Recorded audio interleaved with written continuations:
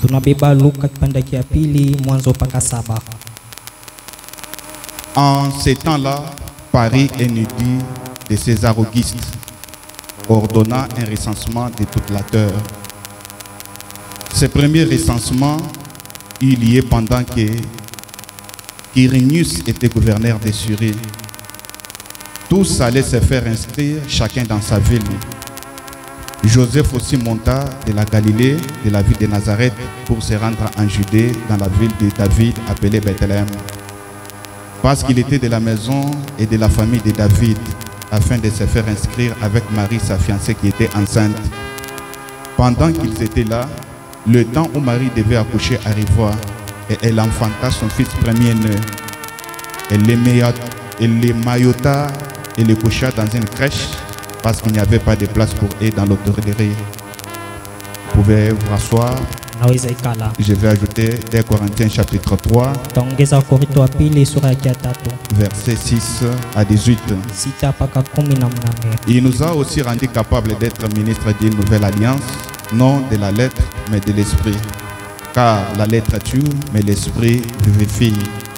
Or, si le ministère de la mort, gravé avec des lettres sur des pierres, a été glorieux, au point que les fils d'Israël ne pouvaient fixer le regard sur le visage de Moïse à cause de la gloire de son visage, bien que cette gloire fût passagère, combien le ministère de l'Esprit ne sera-t-il pas plus glorieux?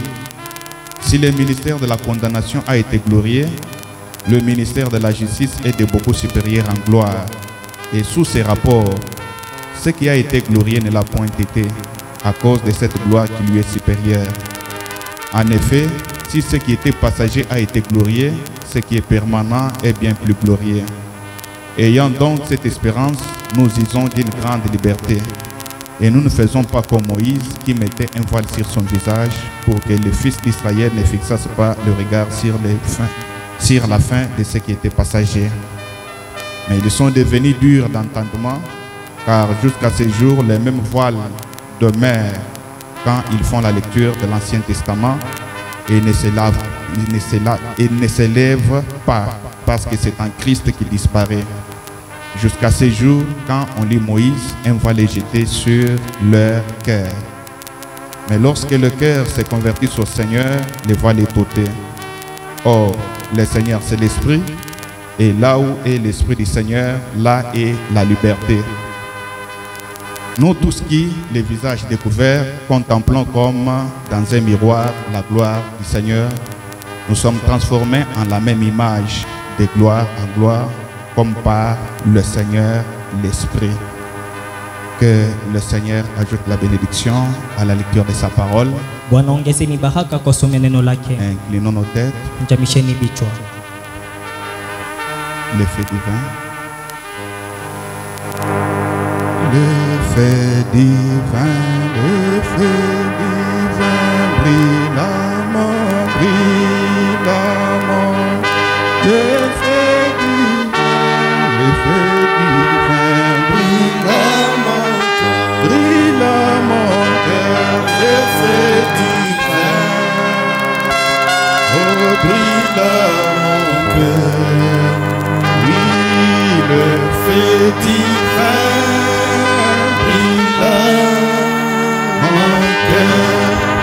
Moi, j'aime Jésus de tout mon cœur,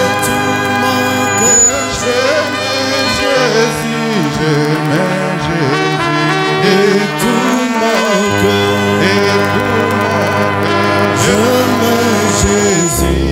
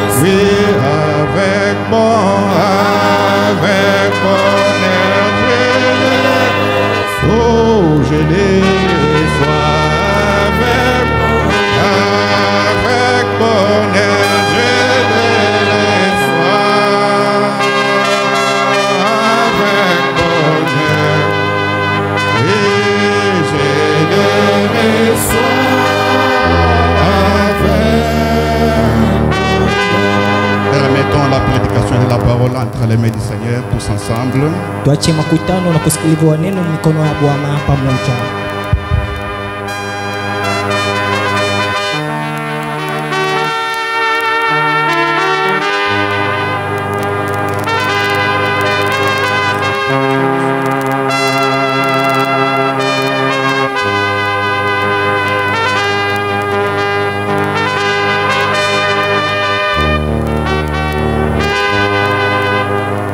Merveilleux Père Céleste, Dieu notre Père et notre Roi, Père juste et Père Saint, nous te disons sincèrement merci ce matin, ô Dieu, pour cette occasion que tu nous as offert d'entrer dans ce sanctuaire, l'endroit le plus proche du ciel, l'endroit où nous venons, ô Dieu Tout-Puissant, pour être corrigés et pour apprendre de toi. Nous te prions, ô Dieu, d'être avec nous dans cette prédication de la parole ou dans cet enseignement, ô Dieu, que tu puisses nous donner un entendement spirituel, que tu puisses, ô Dieu Tout-Puissant, aider ton peuple à bien comprendre cela, Père. Aide aussi mon interprète ainsi que tout l'auditoire. Au nom de Jésus-Christ, nous te le demandons ainsi. Amen. Amen. Et Dieu vous bénisse encore. Nous sommes dans notre enseignement sur Dieu a ôté 3 fois son masque.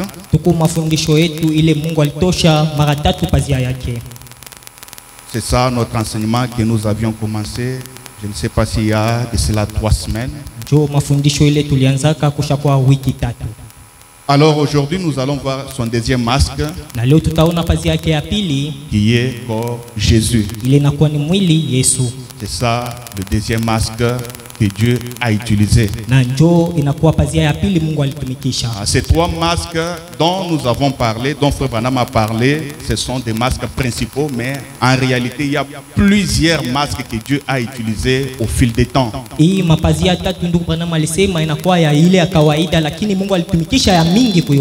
Parce qu'il s'est révélé à Job dans une tempête. La tempête était un masque plutôt. Alors il s'est révélé aux plusieurs personnages au fil des temps avec des différentes formes ou des différents masques. Alors on a voulu que nous puissions seulement parler sur ces 3 principaux masque que Dieu a utilisé depuis qu'il était sorti de l'éternité jusqu'ici.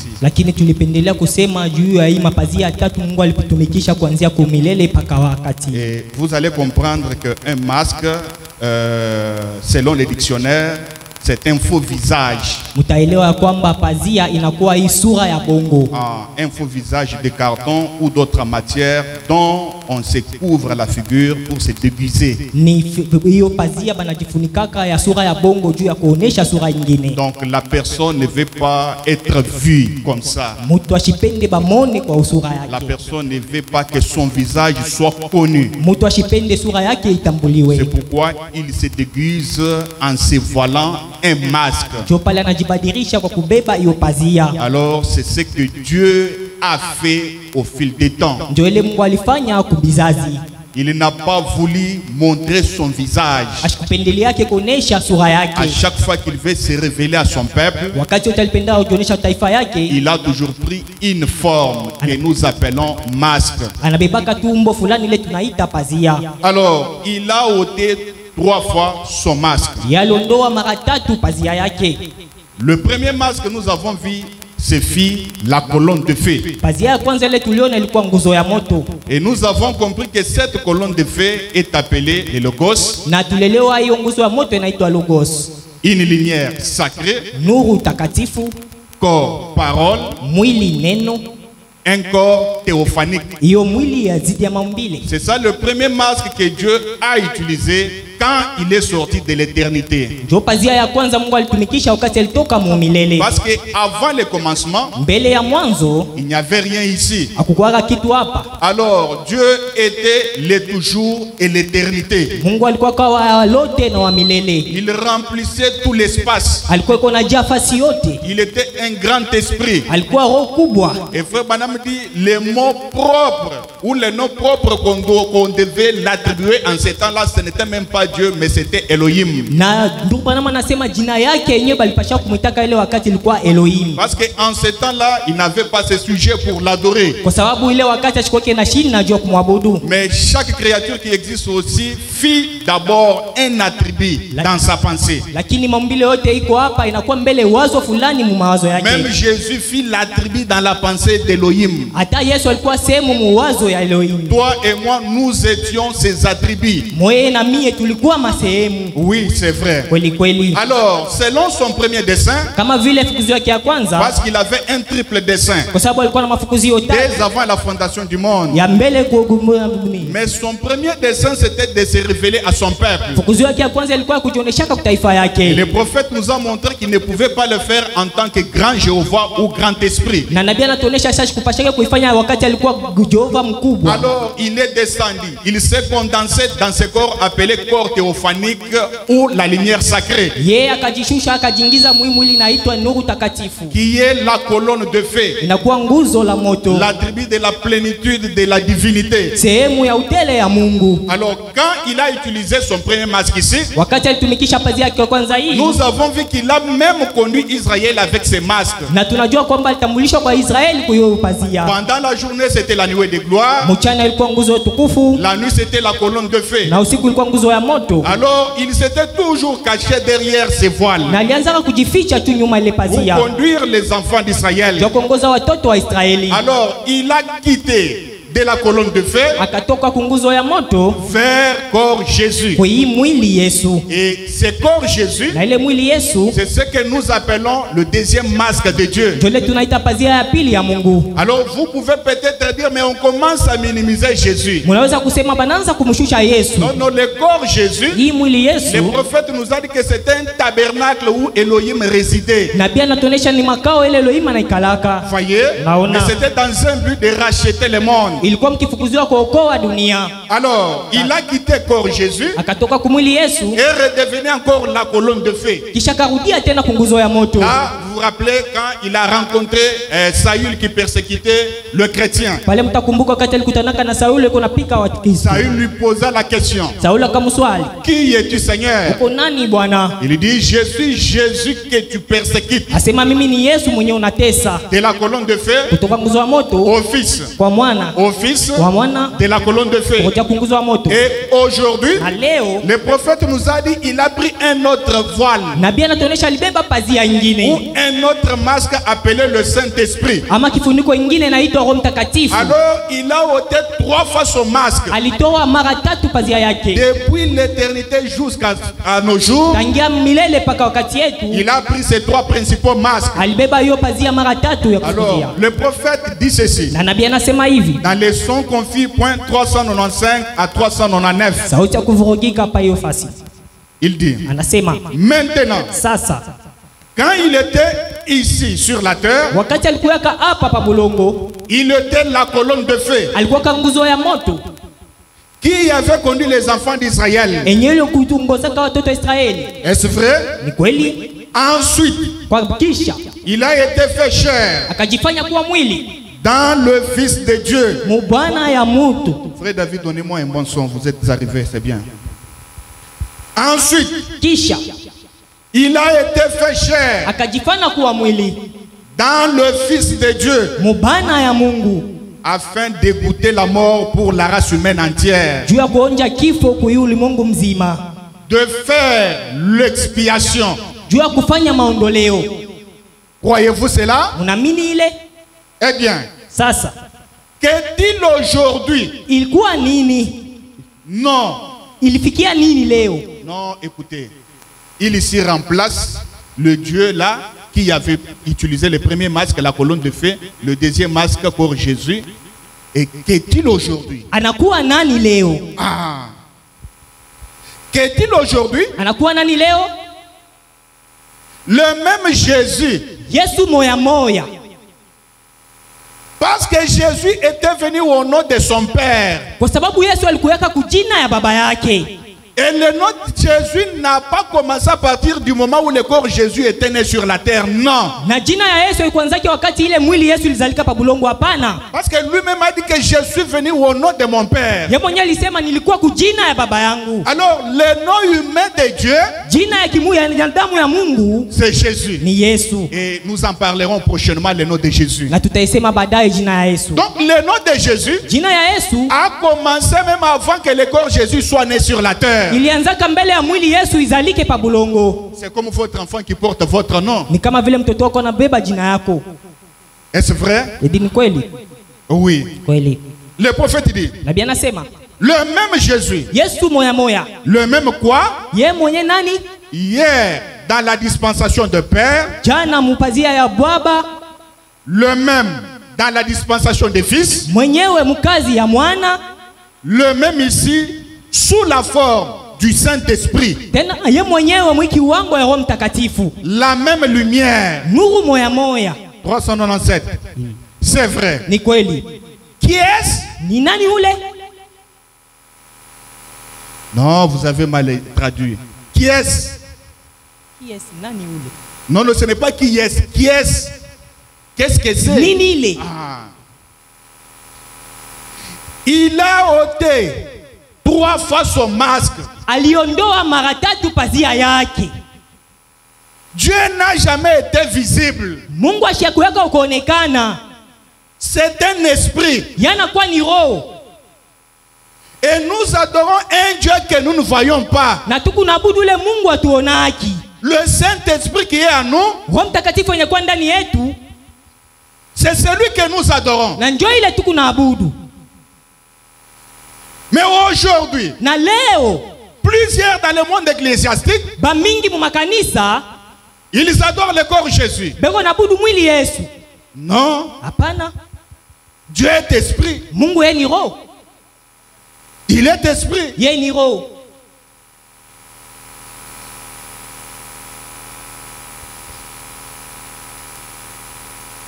Et si on arrive à adorer le corps Branham, Na kama banafikia kuabudu mwili Branham, on est aussi à côté. beko pembeni. Parce que Dieu n'est pas physique. Kwa sababu Mungu ashina wanadamu hivi. Que le Seigneur vous bénisse. Mungu amibariki. Je sais qu'il y a des gens qui se posent des questions. Kuko batu beko na jiswali na Mais jua. écoutez, quand Frère Branham dit il a ôté 3 fois son masque. Mushikia wakati tu Branham anasema litosha pazia mara tatu. Or, un masque, on doit se servir pour se déguiser. Hiyo pazia banasaidia kajua kujifunika tu. Et parmi ces 3 masques, Kwa ile tatu il a cité corps Jésus. anataya mwili Yesu. Je ne détruis pas le corps Jésus. Mishivunja mwili Yesu. Je sais qu'il est quelque part. Najua sema kufasi fulani. Je sais qu'il reviendra. Najua sema itarudiaka. Est-ce que je peux entendre un amen? Unaweza sikiliza Je mimi? sais que c'est le temple même l'éternel d'Elohim. Najua sema ni makao ya Elohim mwenyewe. Le temple éternel d'Elohim. Inakuwa kanisa ya milele ya Elohim. Apparemment, vous avez peur. Hein? C'est comme si... hein? Soyez un peu relax. Hein? Donc, ne soyez pas concentrés en me regardant. Là, vous allez bien interpréter. Mais si vous interprétez en me regardant, en ayant peur, là, vous allez taper à côté. Alors, vous comprendrez que le corps Jésus fait partie des 3 masques que Dieu a utilisés. Le prophète dit, Dieu a ôté son masque de la colonne de feu vers le deuxième masque.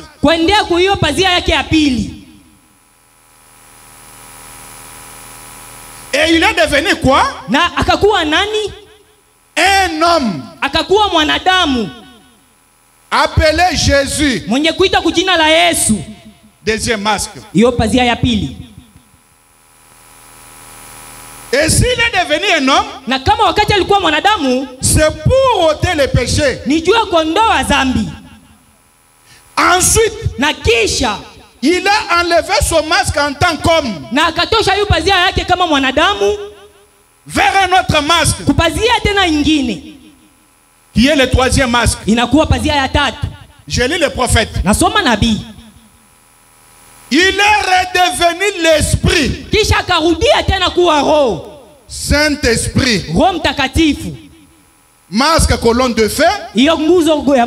Masque homme Jésus. Et aujourd'hui masque Saint-Esprit. Tout ça, ce sont les 3 masques que Dieu a utilisés.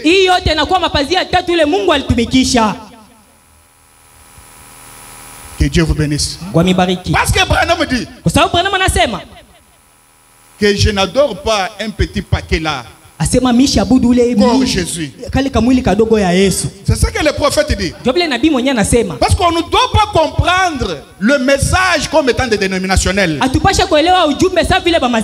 Non. Il a ôté 3 fois son masque. Et ce matin, nous ne devons pas adorer corps Jésus. Non.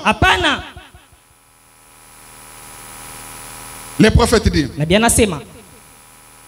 il est devenu l'esprit pour redevenir et être sur vous et en vous.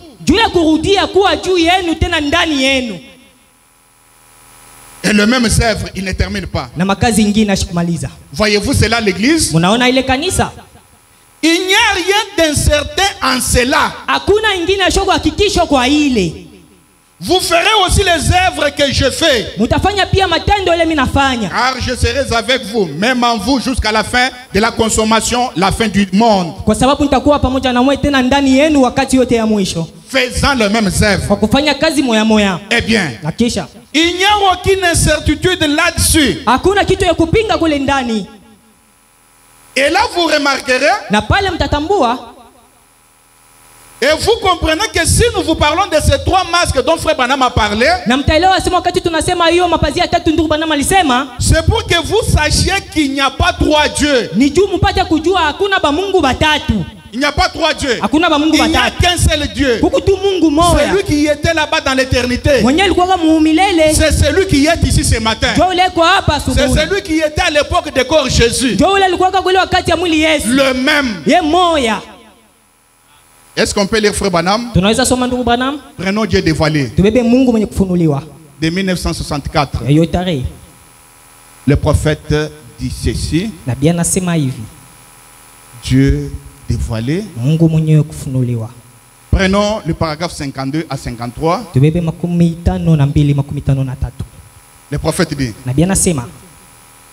Dieu s'est transformé. Il change de forme.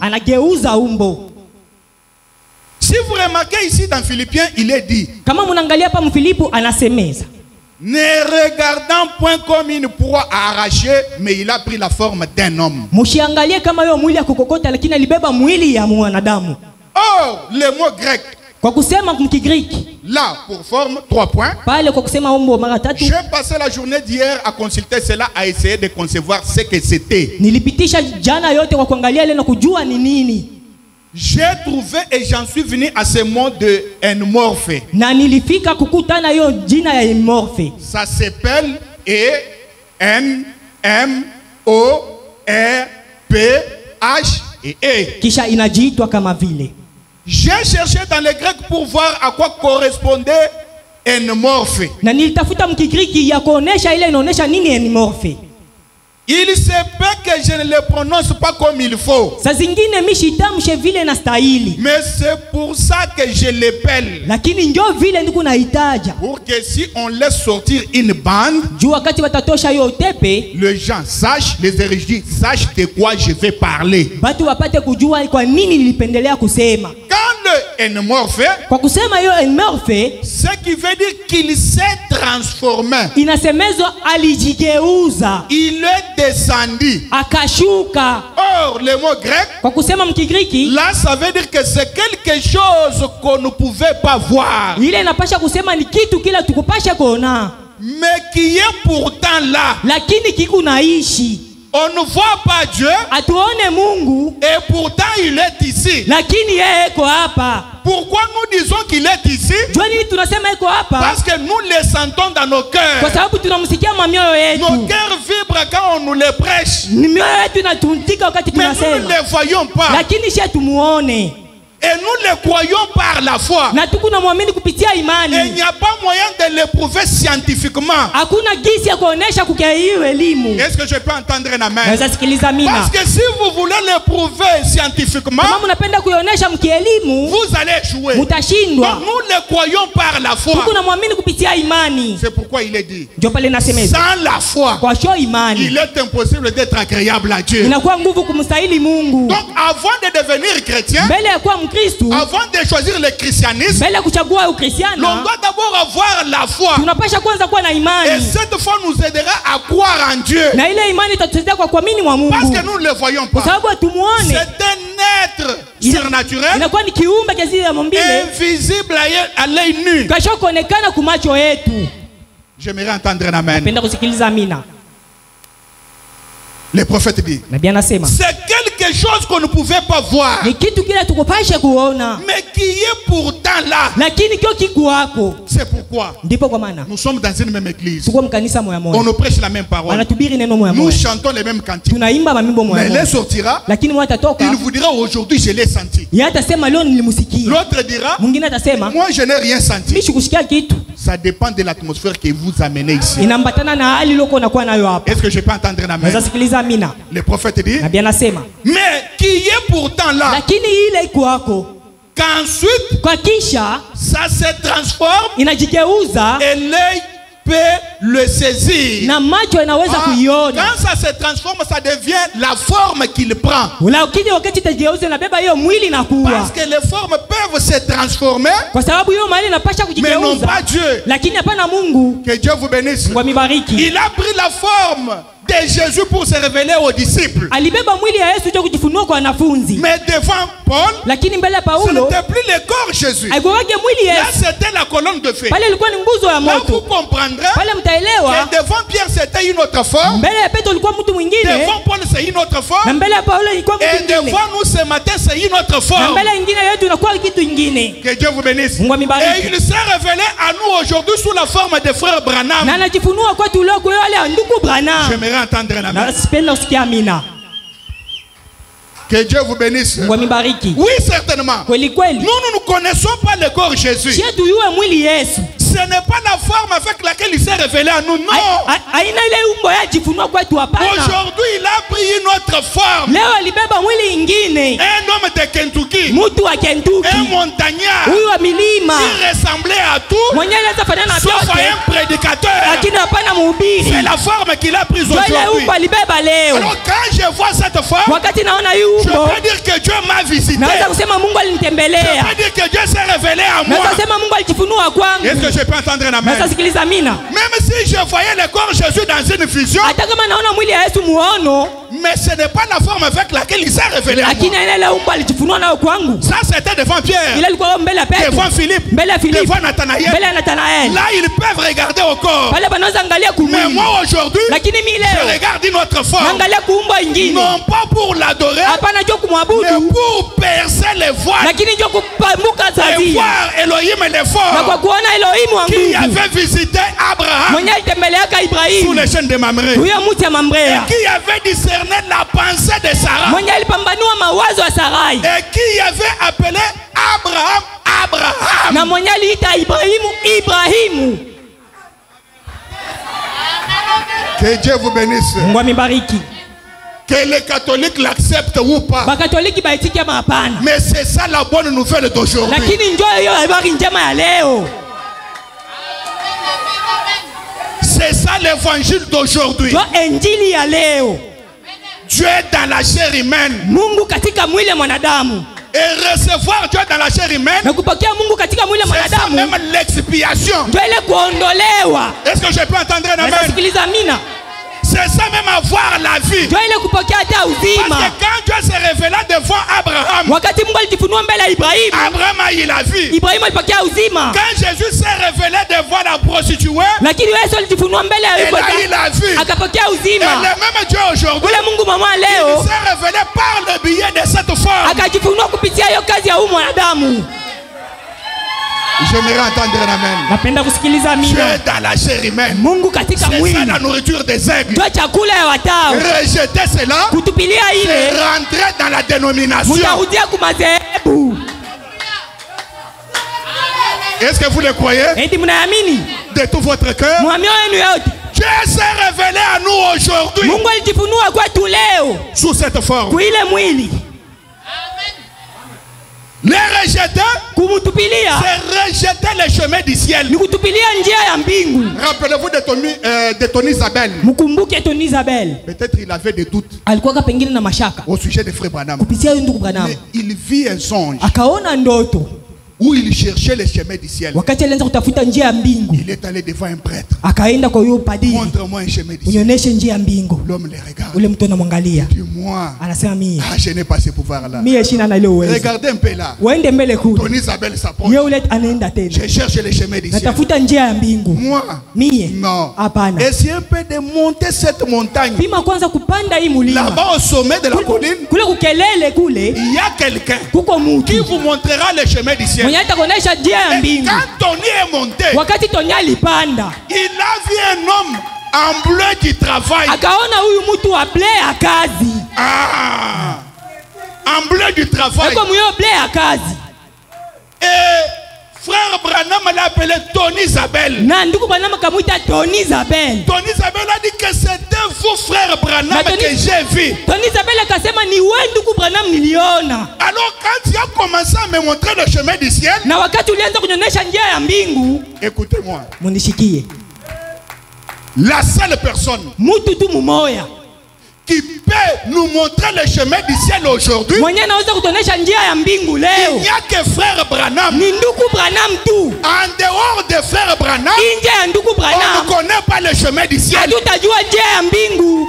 C'est lui notre guide. Yeye ndio mkongozi wetu, Il connaît les chemins. anajua njia, Il connaît la forêt. anajua pori, Il connaît par où entrer, par où sortir. anajua wapi kuingilia na wapi kutokea. Alors frère Branham lui a dit, Na Branham akamuonesha sois derrière moi. kuya tu nyuma yangu. Ebenezer, vous ne Ebenezer, devez pas devancer frère Branham. hamuwezi kumupita ndugu Mais Branham. nous devons tous être derrière frère Branham. Chibote kwa nyuma ya ndugu Branham, Parce que si vous êtes devant lui, kwa sababu kama kumbele yake vous ne connaissez pas la direction du chemin. hautajua njia. Il faut que nous soyons derrière lui Inabidi kuwa nyuma yake afin qu'il nous montre par où placer le pied. jua toneo wakati tutaweka miguu. Et Tony était derrière lui. Na Tony alikuwa nyuma yake, Il dit à Tony, anamuonesha Tony, regarde ses pas ensanglantés. asema angalia hiyo mafasi ya C'est pas damu des pieds. mule tuliweka miguu.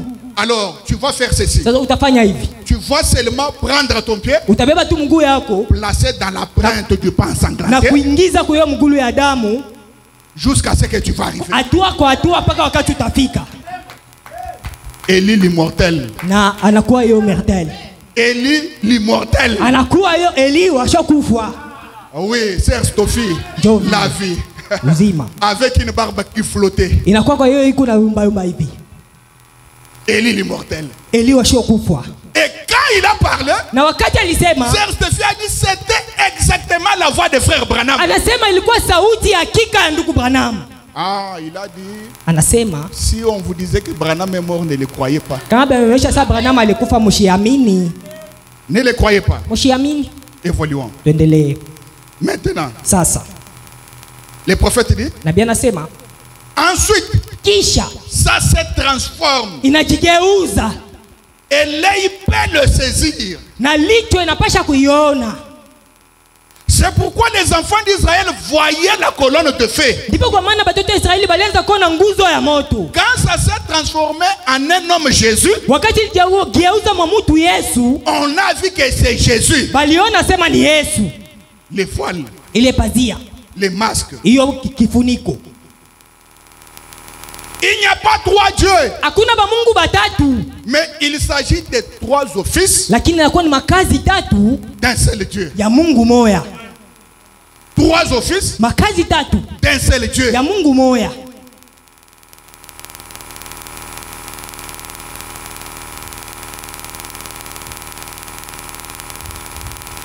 Et quels sont ces trois offices Na hiyo makazi inakuwa nini? d'un seul Dieu? Ya Mungu moya. Le premier office, Kazi ya kwanza c'est la paternité. inakuwa ubaba. Et cette paternité, Na hiyo ubaba c'est quand on voyait la colonne de feu. ni wakati balianza kuona nguzo ya moto. Cette paternité, Hiyo ubaba c'était pour créer ni juu ya kuumba et se révéler à son peuple. na kujifunua kwa taifa yake.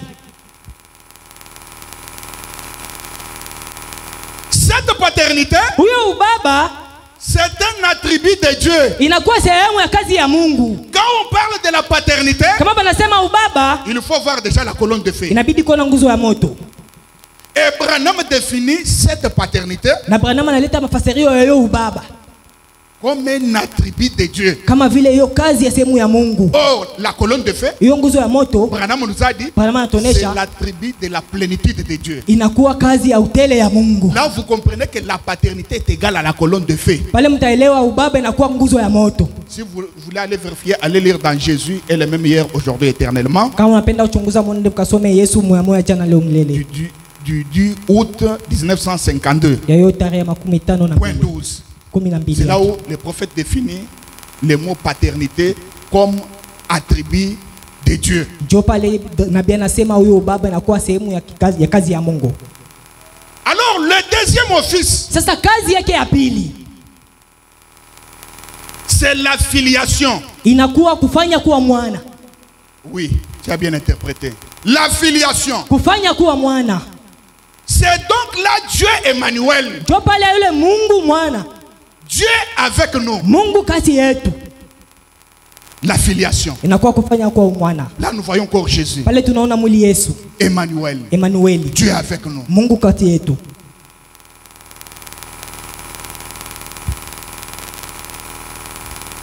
Le troisième office, Na hiyo kazi yake ya tatu c'est le Saint-Esprit inakuwa Roho Mtakatifu pour vivre dans son église juu ya kuishi mkanisa yake et achever l'œuvre de la rédemption. na kumaliza kazi ya ukombozi. Parce que Jésus n'avait pas achevé l'œuvre de la rédemption. Juu Yesu asikumalizaka kazi ya ukombozi. Là, allez lire dans qu'est-ce que le Saint-Esprit. Mwende mtasoma ni nini Roho Mtakatifu. Il fallait qu'il laisse une autre partie de l'œuvre de la rédemption Ilibidi aache kazi fulani ya hiyo kazi ya ukombozi pour que son église parchève cela. juu kanisa yake malize ile. Voyez? Naona Ce que Jésus n'a pas fait, ile Yesu yashukufanya, il a ordonné à l'église de le faire. akaruhusu kukanisa baifanye. S'il y a des malades aujourd'hui, Kama kuko bagonjwa leo, c'est à nous l'église que Dieu a donné l'autorité de parchever cette œuvre de la rédemption. ni kwetu kanisa kule Yesu alipatia mamlaka ya kumaliza hiyo kazi ya ukombozi. Voilà pourquoi l'église doit prier pour les malades, Jo pale kanisa inapasha kuomba juu ya magonjwa, ressuscitant les morts, kufufua wafu, faisant les mêmes œuvres que Jésus faisait autrefois. kufanya kazi moya moya ile Yesu alianza kufanya mara nyingine, Parce qu'il n'avait pas terminé l'œuvre de la rédemption. kwa sababu asikumalizake hiyo kazi ya ukombozi. 3 offices hiyo makazi tatu d'un seul Dieu. ya Mungu moya: La paternité, ubaba, la filiation ya mwana, et le Saint-Esprit. kisha Roho Mtakatifu. Alors tous ces 3 offices Hiyo makazi yote tatu sont très importants inakuwa ya muhimu sana dans quand leurs yeux s'ouvrirent. wakati macho yote ilifungua. Point 55. 55 Les prophètes disent. nabii anasema, Et maintenant, na sasa vous voyez ceci? mnaona hii C'est une lumière. inakuwa nuru. Quand les enfants d'Israël étaient conduits par l'ange de Dieu dans le désert, Wakati watoto wa Israeli walianza kuongozewa na malaika wa Mungu mjangwa, qu'était-ce? ilikuwa nani? Une colonne de feu. Nguzo ya moto. Est-ce vrai? Eti ni kweli? Exode chapitre 13. Exode kutoka. Dieu gardait cela Mungu alichunga ile. pendant les jours. Cela ressemblait à une lumière blanche, Kwa masiku yote ilifanana na hiyo nuru ya mweupe, comme une nuée. kama vile nguzo. Et pendant la nuit, Na busiku c'était une lumière. ilikuwa kwa nguzo. Bon, Sasa c'était Christ. ilikuwa Kristo. Combien savent cela? Bangapi banajua ile? Oui, parce que la colonne de feu, c'est l'onction. Kwa sababu nguzo ya moto inakuwa upako. Et Christ, Na Kristo c'est être loin. ni mupakaliwa. Les loin. Mupakaliwa. Les prophètes ajoutent. Nabii anaongeza. Il dit, eh bien, Sasa s'il est le même hier, kama kwa moyo wa jana, aujourd'hui éternellement, leo hata milele, et s'il a dit, na kama alisema je viens de Dieu natoka kwa et Mungu je retourne à Dieu. natakuja kwa Mungu. Oui, quand il était ici sur terre, Na wakati alikuwa pa bulongo, il était un homme dans la chair. alikuwa mtu ndani ya mwili. Quand il est retourné, Wakati alirudi, son corps physique est allé dans la présence de Dieu. ile mwili wake kaenda kwa uwepo wa Mungu Et il est redevenu la lumière. na ikarudia tena kuwa nuru. Est-ce vrai? Eti kweli? S'il est le même qu'il était quand il était avec Moïse. Kama kwa mwenye alikuwa wakati alikuwa na Musa. Bon, est-ce scripturaire? Hedi inakuwa ni ya maandiko. Quand Paul était sur son chemin vers Damas, Wakati Paulo alikuwa mjia yake ku Damas, qu'est-ce que j'ai jeté par terre? Et qu'est-ce qu'il a jeté par terre? ni nini ile limtupa chini? Qu'est-ce qu'il a vu? Ni nini alionaka? Une lumière. Nuru. Est-ce vrai? Eti kweli? Et il a dit, Na akasema, pourquoi me persécutes-tu? nini kuna nitesa? Il a demandé, Akauliza, qui es-tu Seigneur? huku nani Bwana? Il a appelé lumière Seigneur. Akaita hiyo nuru Bwana. Qui es-tu Seigneur? Huku nani Bwana? Il a dit, je suis Jésus. Asema ni ku Yesu. Il est donc le même hier, Yeye ni moya moya tu. aujourd'hui Jana, éternellement. leo hata milele. Vous voyez cela? Na mnaona ile? Bon, maintenant, Sasa il est un esprit anakuwa roho appelé le Saint-Esprit. yenye kuita Roho Mtakatifu. La même chose que Dieu le Père qui conduisait Moïse, appelé Dieu le Père. Kitu kimoja balianza kuita ile, inaanza kuongeza Musa banaita Mungu Baba. Les 3 dispensations, Hiyo makazi yake tatu la paternité, ya bubaba, la qualité de fils hiyo hali ya mwana, et le Saint-Esprit. kisha Roho Mtakatifu. Voyez, Mnaona? ce ne sont que 3 offices du même Dieu. Inakuwa makazi tatu ya Mungu moya moya. Ce soir, Hii magharibi son office est ici sur la terre dans son église comme étant le Saint-Esprit. kazi yake iko hapa pa bulongo mkanisa yake kama vile Roho Mtakatifu. C'est ça son office pour aujourd'hui. Ndio kazi yake juu ya leo. Aujourd'hui, ce n'est pas la paternité, Leo haina tu bule bubaba, mais c'est le Saint-Esprit. lakini ni Roho Mtakatifu.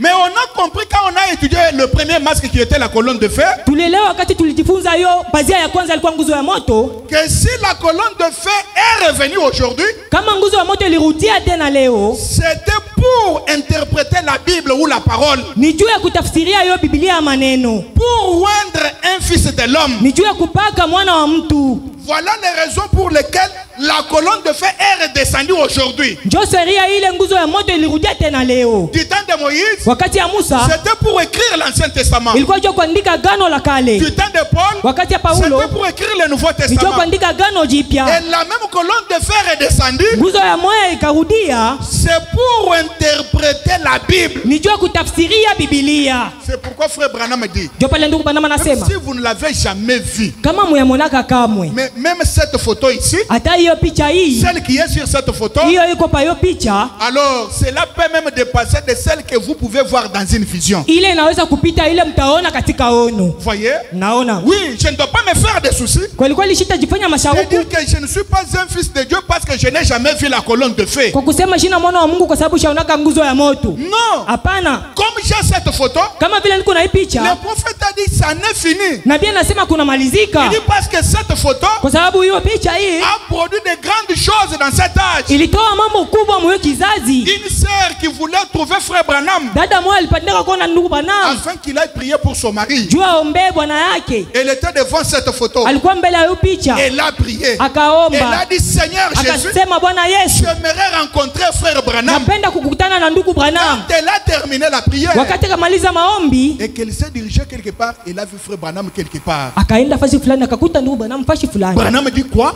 C'était sa prière qu'elle avait faite devant cette photo de la colonne de feu. Asa ilikuwa maombi yake alifanya mbele ya hiyo picha ya nguzo ya moto. Cette même colonne de feu. Hiyo nguzo moja ya moto. Cette même photo. Hiyo picha moja. Branham dit ça peut même détruire les démons dans vos maisons. Branham anasema inaweza kuvunja mapepo manyumba yenu. Ne faut pas la négliger. Mushibebe na zarau. Dans nos maisons, manyumba yetu, nous devons la voir. Tunapasha kuwa nayo. Dans nos voitures, partout, nous devons avoir cette photo de la colonne de feu. Tunapasha kuwa nayo picha ya nguzo ya moto. Parce que d'après tous les prophètes a dit que ce n'était pas sa photo. Nabii anasema haikuwa hata picha yake. Mais c'était la photo de l'ange du Seigneur. Lakini ilikuwa picha ya malaika wa Bwana. Donc si vous avez un problème, kama uko na mambo yoyote, Dieu peut vous donner la solution par l'entremise de cette colonne de feu qui est dans cette photo. Mungu anaweza kumpatia jibu kupitia kutokea kwa hiyo picha iko kunguzo ya moto. Il y a eu des gens qui l'ont expérimenté. Même après la mort de frère Branham. Balizoena nao kupitia hata kifo ya ndugu Branham. Comme là-bas en Jamaïque. Kule ku Jamaïka.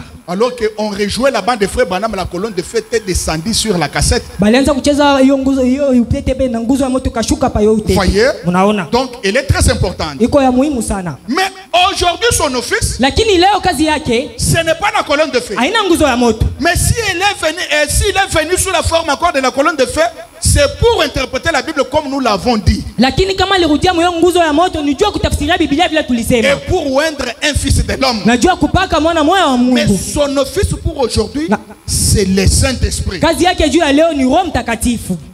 Oui, certainement. Kweli kweli.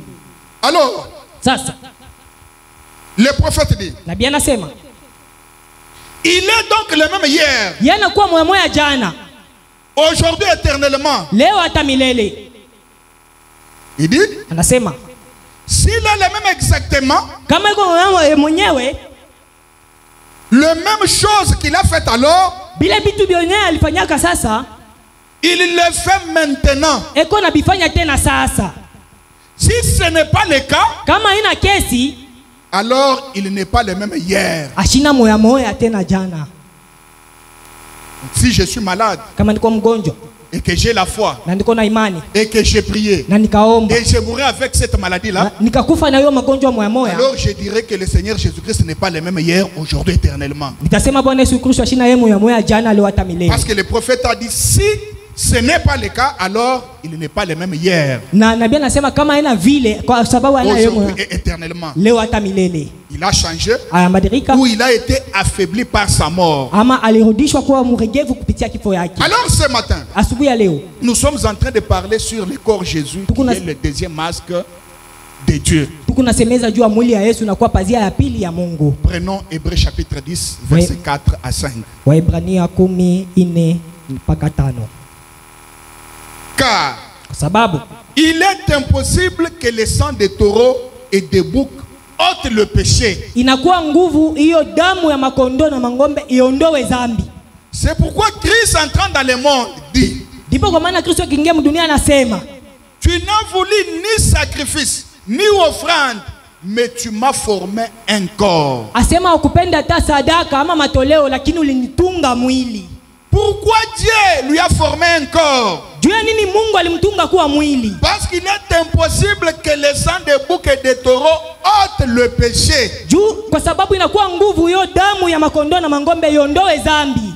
Dans l'Ancien Testament, Mwagano la kale on utilisait tous ces animaux balianza kutumikisha hii manyama pour yote le pardon de leurs péchés. juu ya usamehe wa dhambi yao. Mais cela n'ôtait pas leurs péchés. Lakini ile kwanza kwa ndoa dhambi. Mais leur sang faisait que couvrir leurs péchés. Lakini damu yao ilianza tu kufunika madhambi. C'est ainsi que Ndio pale kwa maana Dieu a formé un corps à Christ Mungu akafanya mwili kwa Kristo. dans un objectif. Kuyo kufukuzio moyo. Et si Dieu avait formé ce corps Christ, Na wakati Mungu alifanya hiyo mwili Kristo, c'était pour, Branham dit, c'était pour permettre d'abord à l'homme de mieux le connaître. Branham anasema ndio kuruhusu kwa mtu amutambue mzuri. Donc le corps Jésus, Yeye mwili Yesu, quand vous le voyez, wakati même unaona à cet là de l'Est, hata kule wakati kule magharibi, là-bas à l'Orient, kule kwa magharibi, c'était pour que le peuple ni juu le connaisse mieux.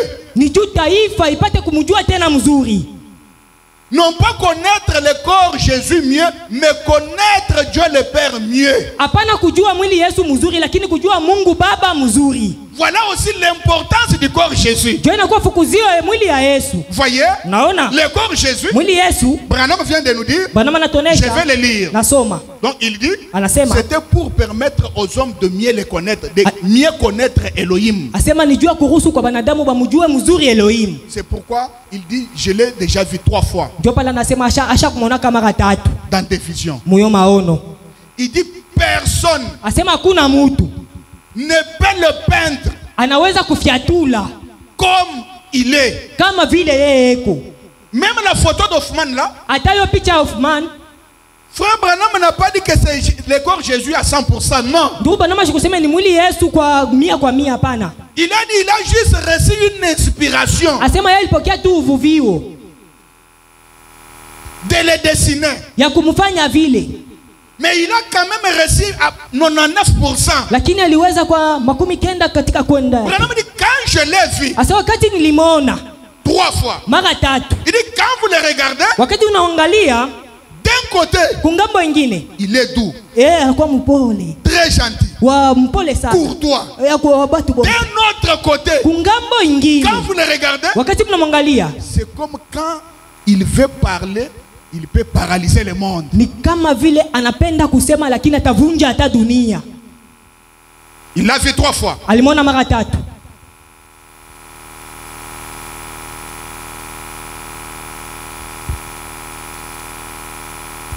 Voyez? Naona Donc il s'est fait chair alikifanya kuwa mwili pour permettre à l'homme de mieux le connaître. juu ya kuruhusu kwa mwanadamu amtambue mzuri. Deuxièmement, Mara yake ya pili, ce corps a été formé ile mwili ilifaniziwa pour accomplir l'œuvre de la rédemption à la croix. juu ya kutimiza hiyo kazi ya ukombozi kumsalaba, Car Dieu ne pouvait pas mourir à la croix. kwa sababu Mungu ashikupasheke kufa kumsalaba. Dieu ne peut pas mourir. Mungu ashipashe kufa. Voilà pourquoi il a créé cette masse dans le sein de Marie. Ndio pale aliumba hiyo mwili mtumbo ya Maria Pour faire l'œuvre de la rédemption et pour mourir à la croix. juu ya kutimiza kazi ya ukombozi na kukufa kumsalaba. Et à la croix, Na kumsalaba Jésus cria, Yesu akalalamika, mon Dieu, Mungu wangu, mon Dieu, Mungu wangu, pourquoi m'as-tu abandonné? juu ya nini unaniachilia?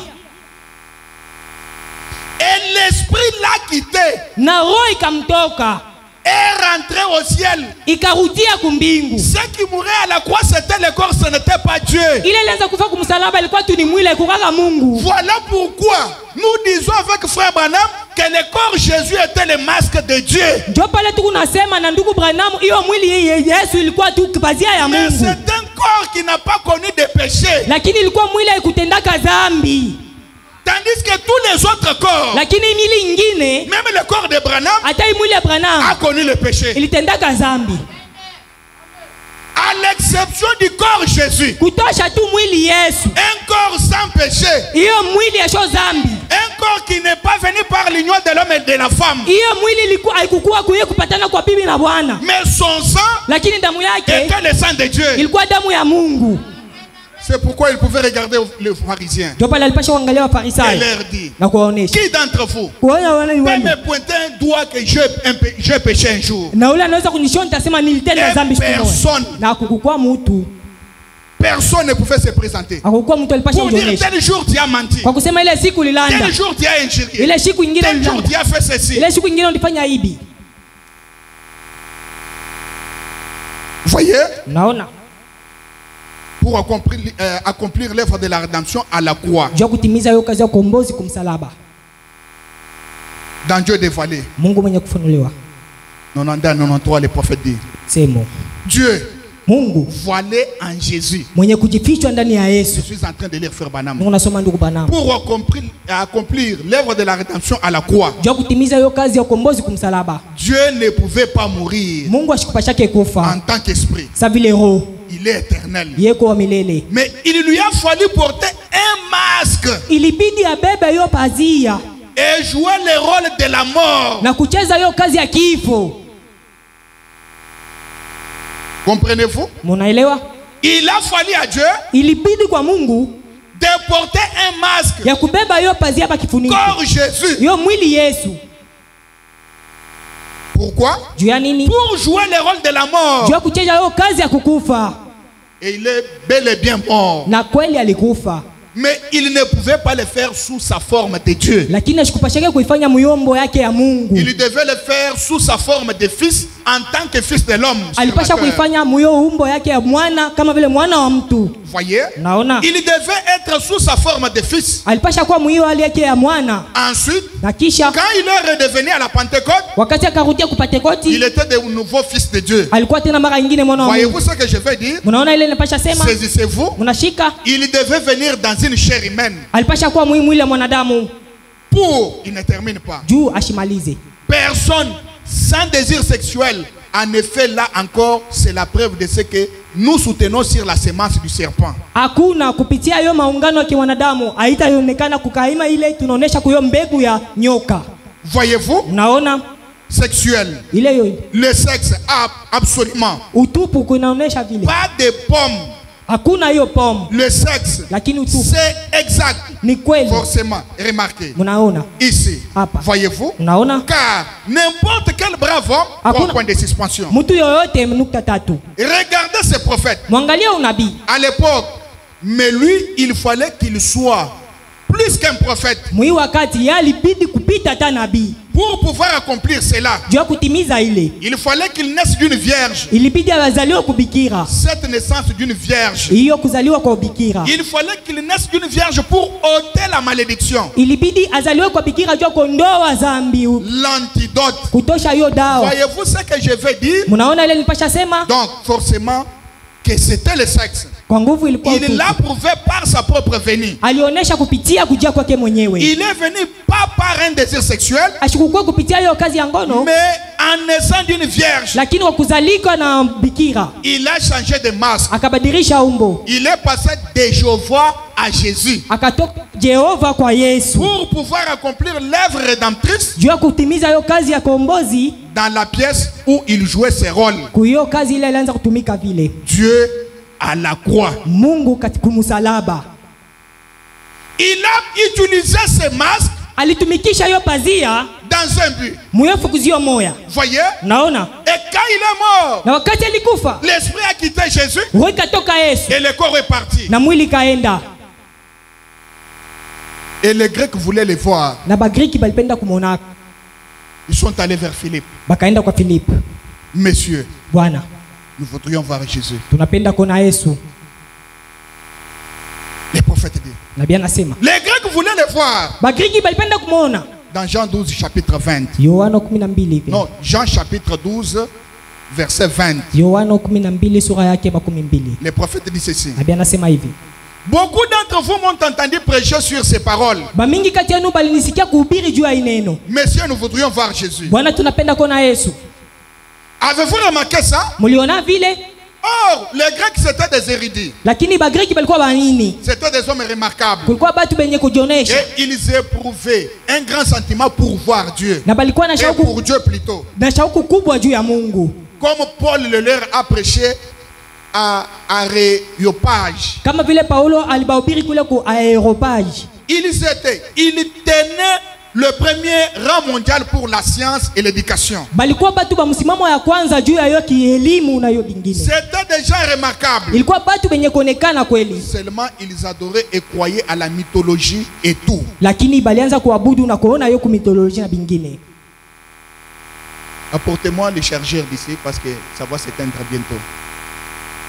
Il s'était animé au sujet de cet homme qui pouvait guérir les malades. Balikuwa benye kushaukiwa na hiyo mtu alipasha kuponya magonjwa. Et qui pouvait annoncer d'avance les choses qui arrivaient exactement telles quelles. Na mwenye alipasha kusema mambo ya mbele na kufikia kama vile. Ils étaient animés. Balikuwa mwile. Alors, ils sont venus pour les voir. Kisha bakakuya juu bamuone. Eh bien, soyez très attentifs. Mupate kuweka sikio. Maintenant, ne manquez pas ceci. Mushikose hii. Voyez? Munaona? Ils sont venus. Bakakuya. Ils ont dit à Philippe de Bethesda. Bakaonesha Philippe wa Bethesda. Messieurs, Bwana, nous voudrions voir Jésus. tunapenda kuona Yesu. Et Philippe et un autre disciple l'ont amené à Jésus. Na mwingine akawapeleka paka kwa Voir Yesu. Jésus. Kumuona Yesu. Maintenant, Sasa, remarquez les paroles même que Jésus lui a rapportées. mwangalie hiyo maneno Yesu alikaonesha. Car ils étaient venus pour voir qui il était. Balikuwa jua kuona nani alikuwa. Ils n'ont pas pu le voir. Abakumonake. Frère Branham frappe 3 fois sur la chair. Ndugu Branham anapika mara 3 kumimbari. Excusez-moi. Nirumie. Il dit. Anasema. Ils ont vu la forme. Bakaona tu umbo. Quand les Grecs sont arrivés. Wakati wa Greki walifika. Qu'ont-ils fait premièrement? Baliona nini kwanza? La forme. Umbo. Le masque. Hiyo pazia.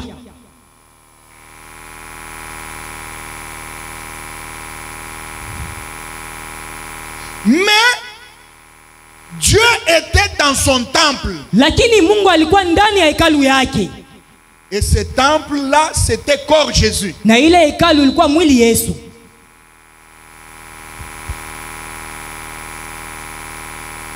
Voilé dans une chair humaine. Mwenye kujifisha mwili ya mwanadamu. Remarquez les paroles qu'il a prononcées. Mwangalie hiyo maneno yalitosha.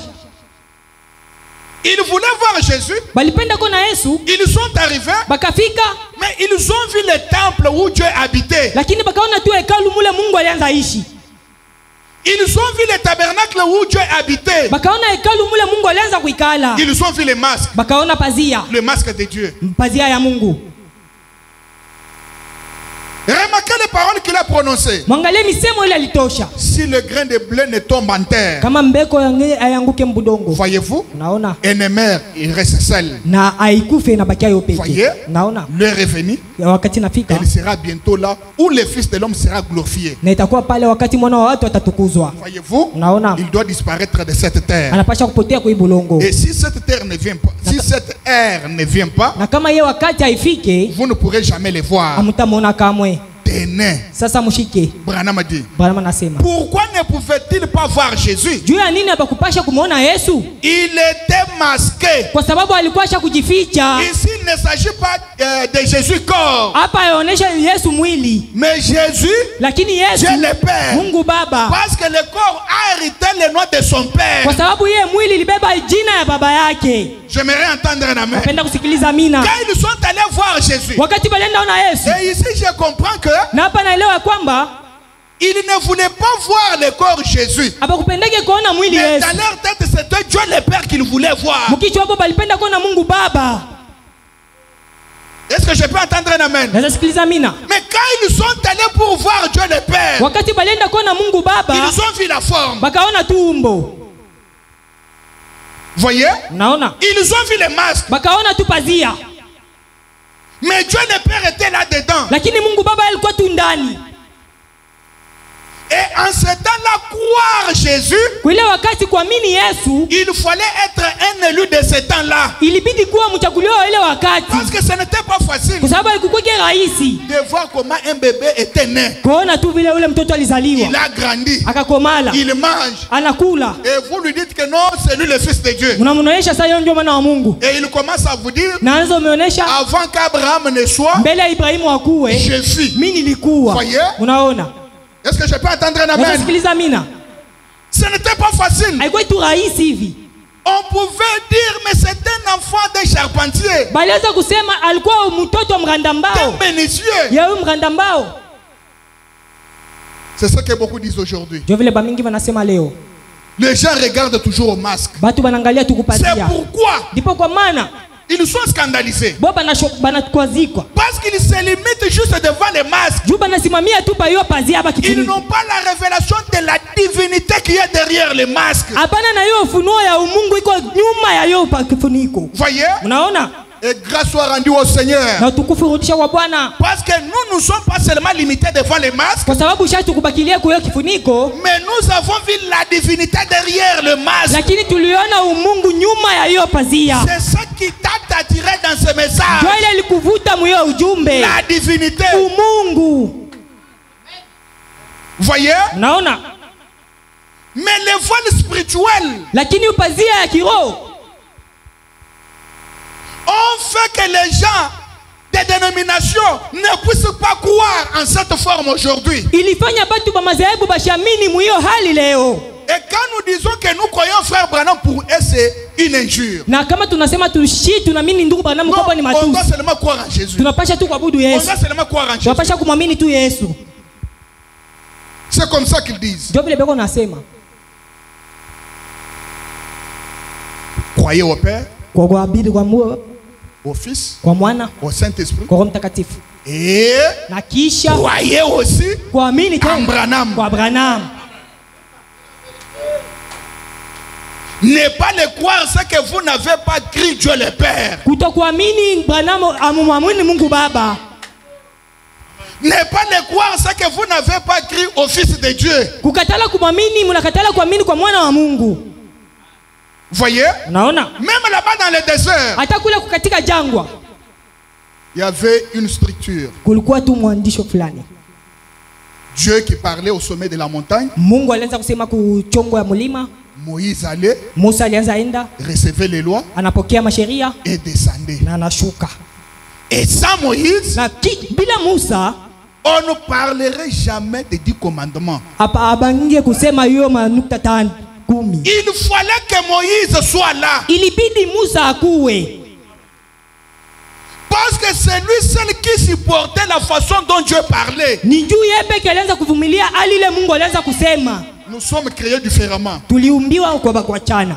Oui, certainement. Kweli kweli. Même si vous voyez des visions, Hata kama mnaona mais maono, vous ne pouvez pas les voir de la trempe que frère Branham les voyait. kama hamutaiona mwiyo mnamna ndugu Branham alianza ona. Même si vous donnez des prophéties, Hata kama mtakuwa na ça ne maunabii, serait pas comparable à la quantité des prophéties que Branham donnait. hamtatabiri sawa vile maunabii Branham alianza tabiria. Voyez? Unaona?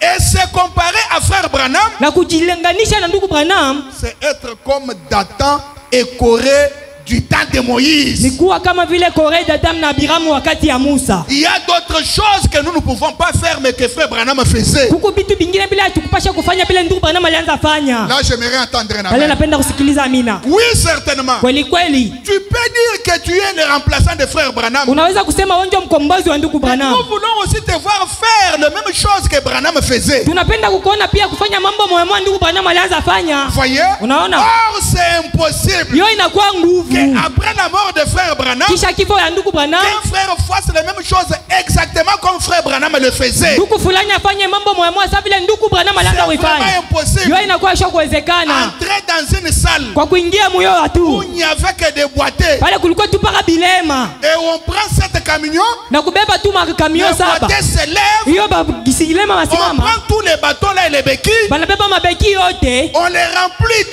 dans le 7 camions. Banaijaza moyo magari. Et le lendemain, Branham au travers de la fenêtre, Na kesho ku Branham ku fenani. il voit les 7 camions là pleins de béquilles. Anaona hiyo magari na mabeki tele. Et les concernés étaient derrière les 7 camions, Na pale watu walikuwa tu nyuma ya hiyo en train magari. de chanter en afrikaans. Beko naimba kwa Crois seulement. amini tu. Crois seulement. Amini Branham tu. les regardait. Branham iko nabangalia. Et tu dis que tu es remplaçant de frère Branham. Nani yasema Mungu afanye ndugu Remplis Branham. aussi 7 camions de béquilles. Kujaza pia magari saba ya Là, nous mabeki. croirons que tu es remplaçant de frère Pale Branham. tutaminya sema wewe ndio mkombozi wa ndugu Branham. Est-ce que je peux entendre un amen? Naweza sikiliza amina. homme qui pouvait entrer quelque part muntu ule alipasha kuingia fasi sans parler, bila kusema, sans prier. bila kuomba. Mais chacun de ces gens-là passait par lui, Lakini kila mmoja wale watu wanapitia pake, le regardant, banamwangalia, la maladie sautait. magonjwa inaruka, Il s'envoie. inaenda. L'autre vient. Mwingine anakuya. On a dit il était à peu près 5000 personnes. Bwana masaba alikuwa pale watu mahali Tous tutu. ont été guéris Na bata balipona sans prier. bila kuomba. Mais juste regarder frère Branham. Kwa mwangalia tu Branham na banapita. Il jette les béquilles. Banatupa mabeki. Il regarde frère Branham. Mwingine anaangalia. S'il était muet, Kama alikuwa hawezi il kusema, parle. anasema. Il regarde frère Branham. Anaangalia tu Branham. S'il était aveugle, Kama alikuwa kipofu, il voit. anaona. Et si tu es un remplaçant de frère Branham, Na kama wako mkomboza nous tu voulons Branham, aussi te voir. tunapenda pia tukuone. Oh, église Oh. de voir. Na- Ne soyons pas dans la confusion. Tushikuwa kwa kupinguiwa. Il y a des datants Kuko badatamu et décorés na bakore dans ce message. ujumbe hii, Parce que les hommes meurent, kwa sababu wale watu mais wane, les esprits des hommes ne meurent pas. lakini maroho ya batu Alors, haikufake. les mêmes esprits de datants et corés Maroho moya moya ya kore na datamu sont aujourd'hui sur certains gens du message. iko pa batu bengine ba ujumbe leo. Je ne serai jamais comme frère Branham. Sitakuwa kamwe sanduku Branham, Même pour prier, hata juu ya je kuomba ne prierai jamais comme frère Branham. sitaombaka kamwe sanduku Lui, il Branham. était créé différemment de Yeye moi. aliumbiwa mara ya kuachana na sisi, Un aigle de l'âge. tawi wa kizazi. Et essayez d'être comme lui. Kujaribu kuwa sa yeye, ndugu, Vous allez vous écraser. utapasuka, Vous allez vous écraser. utapasuka tu, Vous allez vous désintégrer. wewe utatupasuliwa tu, Parce que chacun a son niveau. kwa sababu kila mmoja iko na hatua Un yake. prophète de l'âge, Nabii wa son kizazi niveau est plus élevé que celui de son peuple. hatua yake ni ya juu kupita taifa. Israël entendait des tonnerres. Israeli alianza sikia Mais mangurumo, dans les tonnerres, mwe mangurumo, Moïse entendait la voix. Musa alianza sikia sauti. Et Israël a dit à Moïse, Israeli akaonyesha Musa, nous ne voudrons plus atupende kamwe écouter la voix de Dieu. kusikia sauti ya Mungu. Nous, on écoute seulement des tonnerres. Shitu tunasikia tu mamingurumo, C'est ce que nous écoutons. ndio ile shitu tunasikia. Dans les tonnerres, Moïse pouvait écouter. Lakini ndani ya mangurumo Musa alipasha sikia, Ne prends pas la femme de ton frère. asema usibebe bibi wa ndugu yako, Ne vole pas. usiibe, Ne fais pas ceci. usifanye Mais hivi. le peuple n'avait rien saisi. Taifa isikusikiake kitu kamwe. Que le Seigneur vous bénisse. Mungu amibariki. Personne Hakuna mtu ne peut jamais être comme frère Branham. anaweza kuwa sana ndugu Branham. Restons à notre place. Tubebe fasi yetu. Et Branham dit dans Dieu dévoilé, Na Branham anasema Mungu akufunuliwa, n'essayez jamais asema mushipimwe kamwe de suivre la colonne de feu. kufata nguzo ya moto. Est-ce que je peux entendre un amen? Naweza sikiliza amina? Certainement mon frère. Kweli kweli ndugu. Maintenant écoutez. Sasa sikia, Pourquoi les Grecs n'ont pas pu voir Jésus? juu ya nini Bagriki habakumonake Yesu? Parce qu'il était dans son temple, Juu alikuwa mwekalu yake, dans son masque. muyo pazia yake, Celui qui était en lui, ule alikuwa ndani yake Jésus, Yesu, le corps, mwili Jésus. Yesu. Là, il fallait avoir la révélation. Pale inapenda kuwa na ufunuo, Il fallait avoir la révélation. inapenda kuwa na ufunuo Ils pale. sont venus auprès de Jésus. Inafikia Il lui pose encore des questions. bana muswali tena maswali, Et pourtant, Jésus était là, kwa maana Yesu alikuwa pale dans le corps de Jésus. mumwili ya Yesu.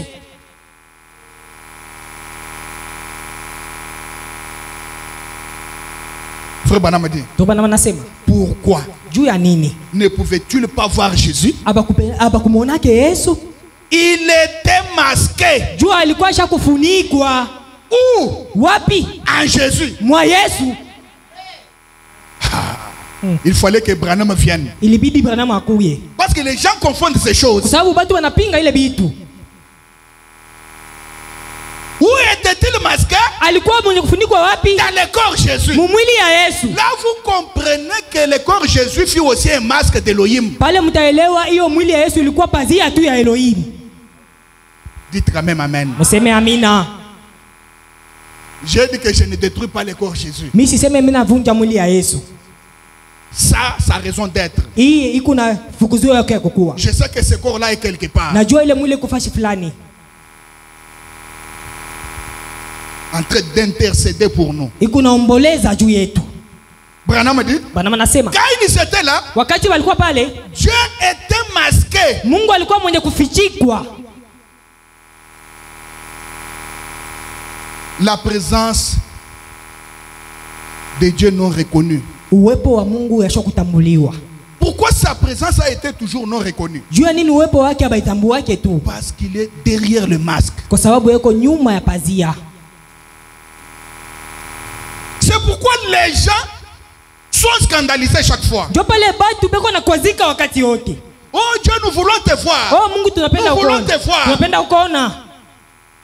Dieu prend un masque, il se déguise. Mungu anabeba kifuniko anajifunika nacho. Il descend. Kisha anashuka. Ah, mais celui-ci c'est un primérien, non? Huyu ni mtu ashikofundake hata masomo. Ah, nous connaissons sa famille. Tunajua jamaa yake. D'ailleurs, c'est une famille bizarre. Inakuwa jamaa moja mbaya. Qui boit beaucoup. On Wanakunywa sana. connaît même ses arrière-grands-pères. Tunajua hata bakambo yabo.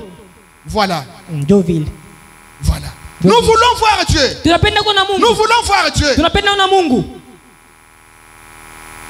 Il ne peut pas se révéler à son peuple sans prendre un masque. Ashikupasha kujifunua kutaifa yake bila kubeba pazia. Même pour mourir. Hata juu ya kufa. Même pour la rédemption. Hata juu ya ukombozi. Il a pris un masque Jésus. Akabeba yo pazia Yesu. Et Pierre et les autres. Na Petro na bengine. Ils avaient la révélation. Palikuwa na ufunuo. Frère Branham dit. Dieu était masqué. Mungu alikuwa mwenye kufichwa. Les Grecs voulaient un Dieu. Bagreki balipenda kuona Mungu. Et il était là. Na alikuwa pale. Mais ils n'ont pas pu le voir à cause du voile. Lakini hapakumonake jua yo pazia. C'est que ndikusema pour Jésus, mwili Yesu c'est un masque de Dieu. Inakuwa tu kifuniko ya Mungu. Tout comme au corps Branham, hata mwili Branham fut aussi un masque de Dieu. Inakuwa tu kifuniko ya Mungu. C'est là que le prophète dit. Ndio pale nabii anasema à l'instar de son corps physique. Inje ya mwili wake ya kimwili. Mais toutes les autres choses sont pareilles. Bitu byote bibi nabakia bikutu kimoya. La plénitude dans le corps Jésus. Utele ndani ya mwili Yesu. La plénitude dans le corps Branham. Utele ndani ya mwili Branham.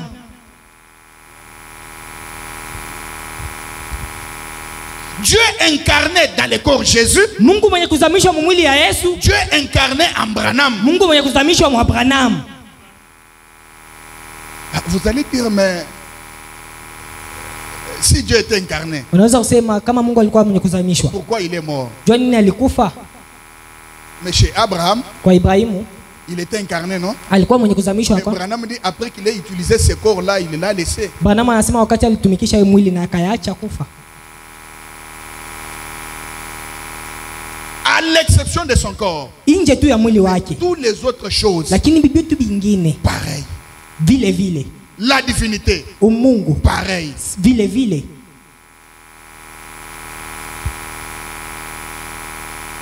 Troisièmement. Mara yake ya tatu. Le corps Jésus a été formé. Mwili ya Yesu balitunga. Pour ôter les péchés car le sang des taureaux. Bon, ça nous l'avons déjà dit dans des écritures précédentes. Vous voyez? Pour ôter les péchés. C'est pourquoi Jean-Baptiste au Jourdain. Au Jourdain plutôt. Il l'a pointé du doigt. Il a dit voici l'agneau de Dieu qui ôte le péché du monde. Voilà pourquoi le corps Jésus a été formé.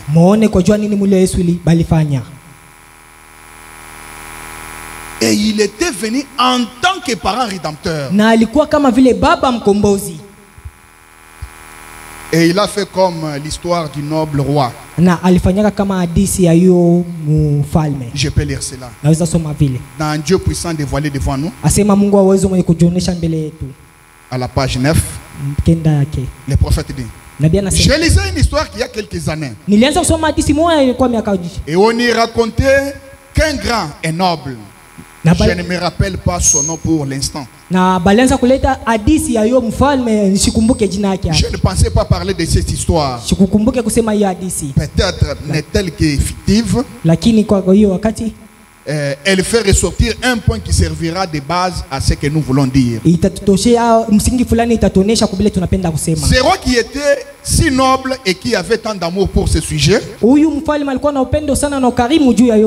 déclara un jour devant sa garde et la famille royale: c'est aujourd'hui la dernière fois que vous me voyez pour bien des années. Sa garde et les nobles lui dirent: bon roi, pourquoi dites-vous cela? Partez-vous pour quelques pays étrangers où vous deviendrez un étranger? Il dit non, je vais rester ici même. Mais, dit-il, je vais me mêler à mes sujets. Je vais devenir paysan. Je vais couper du bois avec les bûcherons. Je vais labourer la terre avec les laboureurs. Je vais émonder les vignes avec ceux qui émondent les vignes. Je veux être l'un d'entre eux pour mieux me familiariser avec ce qu'ils font. Et je les aime. Et je veux mieux les connaître personnellement. Et ils ne sauront pas que c'est moi. Mais néanmoins, c'est de cette façon-là que je vais les connaître. Est-ce que vous comprenez bien cette histoire? Je vais mieux les connaître personnellement. Mais pour mieux les connaître, j'aimerais aller auprès d'eux, vivre avec eux, couper les bois avec eux, labourer avec eux. Et pourtant il était un noble roi. Vous voyez? Et ce qu'il avait poussé à aller là-bas, parce qu'il les aimait. Maintenant écoutez, le matin suivant, lorsque ces délégués, 3 points, tout son peuple Lévi enlevait sa couronne et la posait sur le siège ou le trône, et troquait sa robe contre les habits des paysans pour s'en aller parmi les gens du peuple. Branham dit: oh, cette petite histoire nous révèle quelque chose au sujet de Dieu. Et il dit: non, non, les gens qui habitaient avec lui: oh roi, nous vous voulons, nous vous aimons, nous voulons que vous demeuriez roi. C'est ce que les anges ont dit quand Dieu est descendu tabernacler dans un corps Jésus. Nous t'aimons, nous te voulons, nous voulons te louer. Et il avait déjà pris sa couronne, déposée sur, sur son siège. Parce qu'il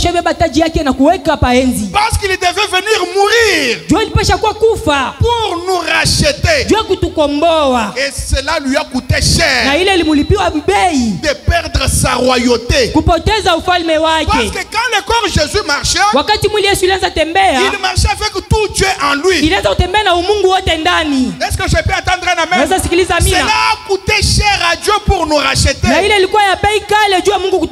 s'est humilié. Il a pris un corps déjà comme le tien et le moi. Voyez, Dieu était là. Il s'est fait charpentier. Il s'est fait menuisier. Voyez, pour connaître bien personnellement l'homme, et pour que celui-ci le connaisse mieux. Voyez? Oui. Alors, ils ont dit: nous vous voulons, nous vous aimons. Mais le roi a dit: si je ne vais pas auprès de mes sujets, Comment puis-je les connaître mieux? Comment puisse-t-il aussi me connaître mieux? Parce qu'il me prie de loin. Mais il faut que je descende.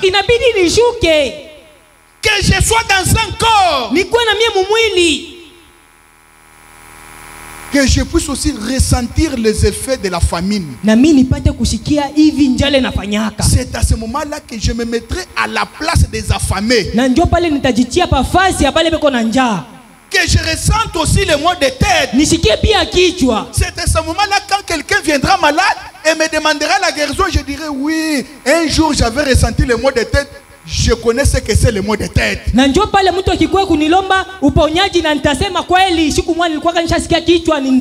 Parce que écoutez, vous ne pouvez pas aider quelqu'un dans une difficulté si vous-même vous n'étiez jamais passé par cette difficulté-là. Je vous donne un exemple. Prenons les enfants des milliardaires de ce monde. Si vous allez leur demander, vous allez leur dire que non, on n'a pas à manger tout ça, mais ils vont se moquer de vous. Ou je vais prier pour que Dieu me donne l'argent. Vous me dites, mais vous êtes fou comment? Au lieu d'aller travailler, mais vous priez pour avoir du boulot. Pas qu'ils ont ça facilement. Ils ne savent pas ce que c'est la famine. Ce que c'est être un chômeur. C'est pourquoi ils ne donnent pas facilement. Mais toi qui es passé par la famine, que quelqu'un vienne seulement. Mon frère, hier j'ai passé une nuit blanche. Je me rappelle. En 2010, je n'avais rien à manger. Je ne crois pas que vous allez poser trop de questions à votre frère. Parce que vous êtes déjà passé par là. Vous allez lui donner facilement. Sans lui dire toi aussi. Toujours comme ça. Un mendiant que tu es. Si vous voyez quelqu'un avec un tel langage, c'est que peut-être il n'est pas encore passé par ce moment-là. C'est ce que Dieu a fait. Comme ce noble roi. Dieu s'est dit, mais des gens sur la terre, ils crient, nous avons faim. Le peuple d'Israël crie, nous avons faim. Et j'ai créé la manne. Je n'ai jamais ressenti la faim. Suivez-moi bien. Les gens pleurent, nous travaillons directement pour avoir à manger.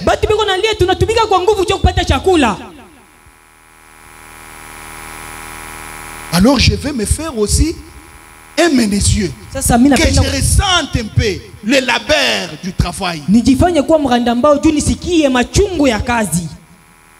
Et l'église dit amen. Que je ressente aussi comment la faim dérange les hommes.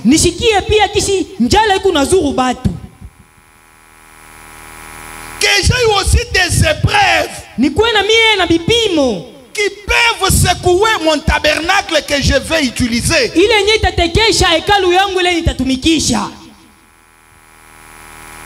Que je sois aussi séduit par les femmes. Ah, Branham dit il était aussi tenté à la séduction. Il ressentait ce que tu ressens et ce que je ressens quand nous regardons les femmes mal habillées.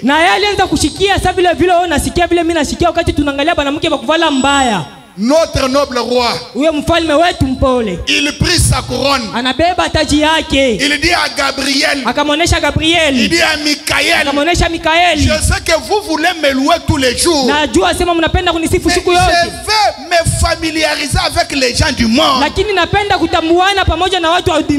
J'aimerais habiter dans un corps qui leur appartient aussi. Comme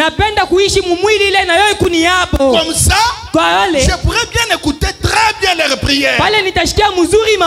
Écoutez, parce qu'aujourd'hui, si je n'ai pas à manger et que j'ai faim, mais il y a quelque chose que je vais utiliser dans la prière pour faire descendre Dieu. Kuku kitu fulani tatumikisha maombi jua kushusha Mungu. Comment je ferai? Tafanya nini? Je ne prierai pas comme le peuple d'Israël. Sitaomba sa taifa Israeli. Moi je vais dire, mitasema, ô roi, oh mfalme, tu es descendu dans un tabernacle. Ulishukaka ndani ya hekalu. Corps Jésus. Mumwili Yesu. Tu étais affamé. Na ulikuwa na njaa. Tu es allé maudire un figuier. Ukalaani hata muti. Mais moi ici, sasa mie huyu, que dois-je faire? Nitafanya nini? Si toi tu n'as pas supporté la faim. Kama wewe kuvumilia njala. Là il va se rappeler. Pale atakumbuka de ces jours-là. Ile siku. Asa hapana. Oui, c'est vrai. Kweli kweli. J'ai eu faim un jour. J'ai maudit l'arbre qui n'était pas dans sa saison. Comment puis-je accepter qu'Élie soit affamé? Comment puis-je accepter que Marie soit affamée? Comment puis-je accepter que Prince soit affamé? Frère, il y a d'autres choses. Parce que vous n'êtes pas des hommes de prière. Il y a des gens terribles quand ils entrent dans la prière. Ils sont comme des Jacob.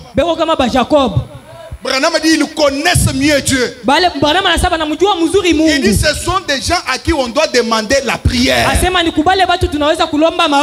qu'ils connaissent mieux Dieu. Il dit quand tu le pries, c'est comme s'il parle à un homme physique. Toi tu as dit. Toi tu as dit que ta parole ne ment jamais. Regarde ça. Que vas-tu me dire? Dieu sera coincé. Je ne suis pas plus que ma parole. Alors cet enfant m'a eu. Ce n'est pas tu as un problème, non, Dieu connaît. C'est une épreuve, il connaît. Branham dit, des fois, il nous place dans des désastres pour regarder, voir ce que nous allons faire. Alors, quand il nous place là-bas, je ne peux pas croiser les bras et dire que ce sont les épreuves. Je dois aller à genoux. Que diras-tu de ton nom? Que diras-tu de ton attribut? Jéhovah Rapha. Que diras-tu de ton attribut? Jéhovah Nissi. Alors quand vous priez comme cela, je ne crois pas que Dieu peut être empêché pour ne pas descendre. Non. Pourquoi il s'est fait chair? Pourquoi il a utilisé un office appelé filiation? Emmanuel. Dieu est avec nous. Mais si Dieu est avec toi, il te donne la solution. Il me donne la solution. Ce n'est pas il est avec moi. Trop de problèmes. J'ai dit trop de problèmes. Rien ne change. Non.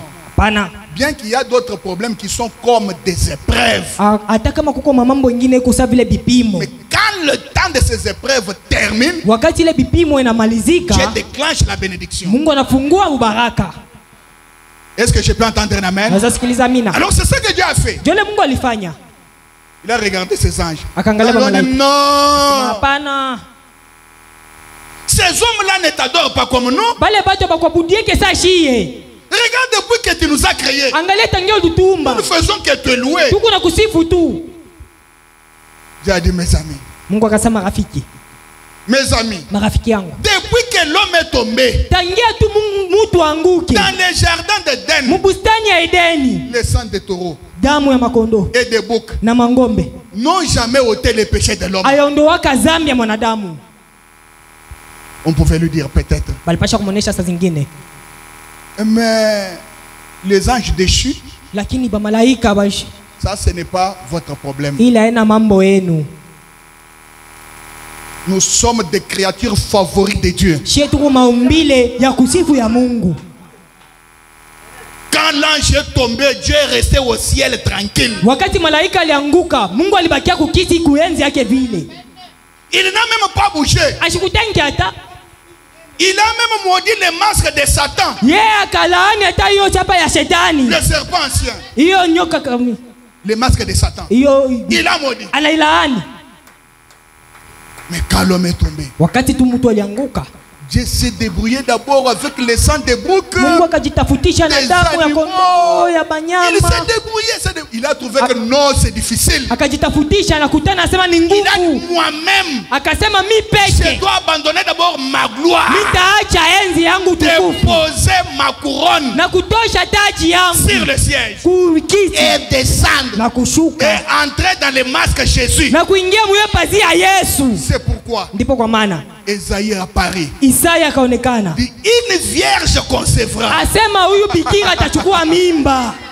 vierge concevra. Et c'était ainsi dit le Seigneur. C'était la parole infaillible de Dieu. Les années sont passées. Tout le monde regardait. Quelle est cette vierge qui va concevoir? Un jour, Nazareth était corrompu. Nazareth était corrompu. Une jeune fille apparaît.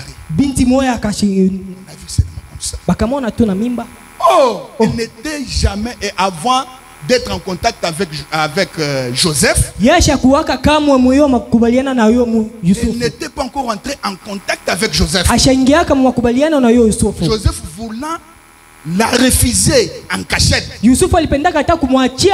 La nuit, un songe descend. Joseph, en d'autres termes, rappelle-toi de l'ainsi dit le Seigneur au travers d'Esaïe. Oh, je me rappelle. Seigneur, pardonne-moi. Et le matin, il dit à Marie, gloire soit rendue à Dieu. Parce que l'ainsi dit le Seigneur qui était sorti dans les anciens temps, il vierge concevra. C'est toi cette vierge qui a conçu. Jéhovah. Le corps Jéhovah. Dans le ventre.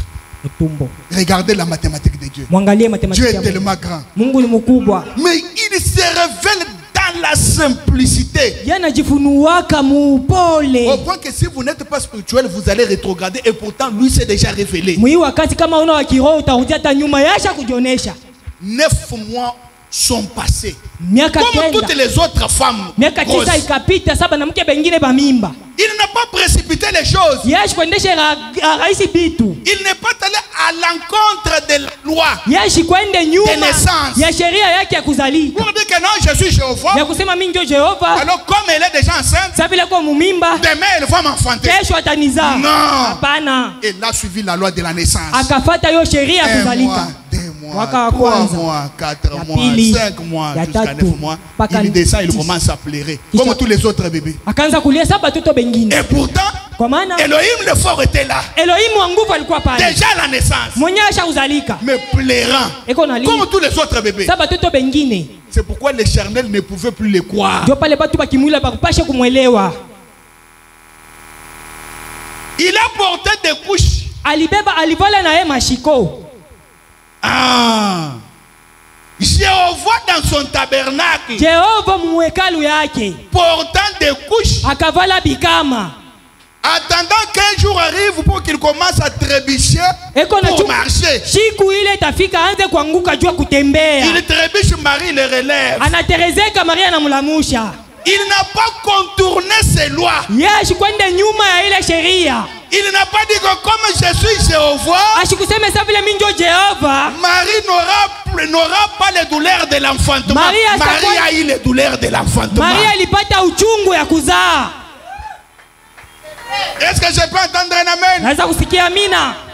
Mais Jéhovah, le créateur des cieux et de la terre, créateur des choses visibles et invisibles, le Dieu incréé, le Dieu qui existe par lui-même, elle est là Elohim, le grand esprit, le grand Jéhovah, le grand maître des temps des circonstances, Dieu le Père. akaitika tout ce processus là. ile maotua yote. Je me sens bien. Najisikia mzuri. Est-ce que vous vous sentez aussi bien? Unajisikia pia mzuri? Est-ce que vous pouvez dire gloire à Dieu? Naweza sasa utukufu wa Mungu. Jéhovah était là. Jehova alikuwa pale. Tout le ciel était derrière Jésus. Mbingu yote alikuwa nyuma ya Yesu. Jéhovah était là. Alikuwa pale Yehova. Peut-être les anges les regardaient. Sasa zingine mamalaika walikuwa wanamwangalia. Ah, notre roi. Oh, mfalme wetu. Il est dans ce corps-là. Eko mwili ile.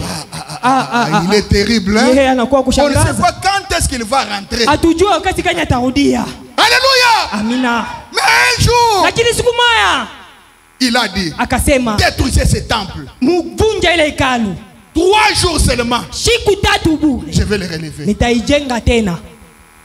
Est-ce que je peux entendre un amen? Naweza sikiliza amina. La différence Maachanisho entre corps Branham kuye mwili Branham et corps Jésus na mwili Yesu est que Jésus ni kupitia Yesu avait le pouvoir de donner son corps alikuwa na uwezo wa kupeleka mwili et ressusciter na kufufula hayo et aller. na kuenda.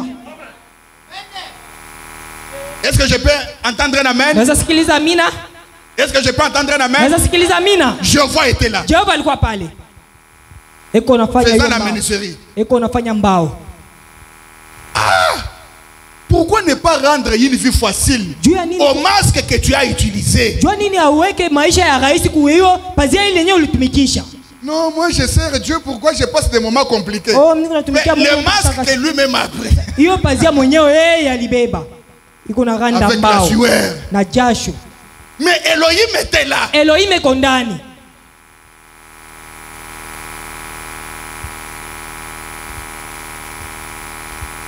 Il a faim.